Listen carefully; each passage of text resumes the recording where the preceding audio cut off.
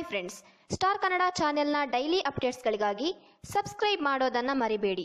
ಹಾಗೆಯೇ ಪಕ್ಕದಲ್ಲಿರುವ bell button ಅನ್ನು ಒತ್ತಿರಿ. ನಾವು ಅಪ್ಲೋಡ್ ಮಾಡುವ ಎಲ್ಲ ವಿಡಿಯೋಗಳು ನಿಮಗೆ ಬರುತ್ತದೆ.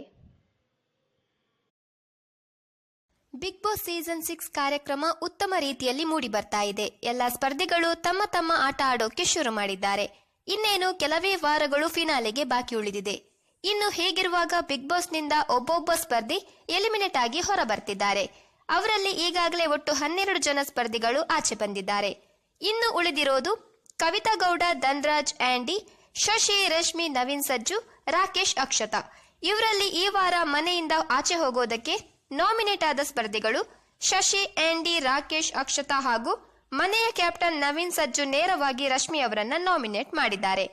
ಇನ್ನು ಹೀಗಿರುವಾಗ ಆಂಡಿ ಒಬ್ಬ ಇಂಟೆಲಿಜೆಂಟ್ ಕ್ರಿಮಿನಲ್ ಅಂತ ಹೇಳಿದ್ದಾರೆ ಬಿಗ್ ಬಾಸ್ನ ಖ್ಯಾತ ಸ್ಪರ್ಧಿ.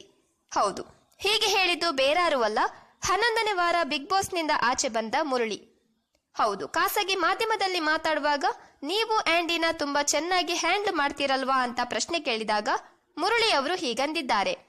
ಇಂತಹ ಎಷ್ಟೋ ಜನರನ್ನ ನೋಡಿದ್ದೀನಿ, ಹ್ಯಾಂಡಲ್ ಮಾಡಿದ್ದೀನಿ. ಇದೆಲ್ಲ ನಂಗೆ ಹೊಸತೇನಲ್ಲ, ದೊಡ್ಡ ವಿಚಾರನೂ ಅಲ್ಲ.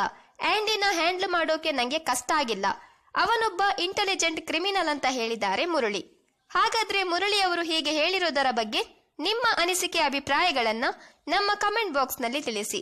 ಹಾಗೆ ಸ್ಟಾರ್ ಕನ್ನಡ ಚಾನೆಲ್ನ ಸಬ್ಸ್ಕ್ರೈಬ್ ಮಾಡೋದನ್ನ ಮರಿಬೇಡಿ.